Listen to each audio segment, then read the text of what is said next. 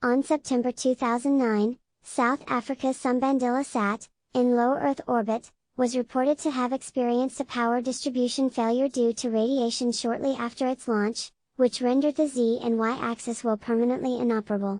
However, the satellite continued to work as a technology demonstrator until August 25, 2011 when it failed completely. Its failure was again attributed to solar storm event, which caused the satellite's onboard computer to stop responding to commands from the ground station. On April 5, 2010, Galaxy 15 spacecraft, at geosynchronous altitudes, was reported to have experienced an anomaly that caused it to stop responding to any ground command.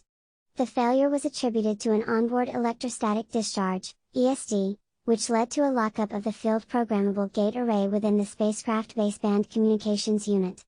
The interaction of the spacecraft with substorm-injected energetic particles caused the ESD after the spacecraft experienced surface and deep dielectric charging.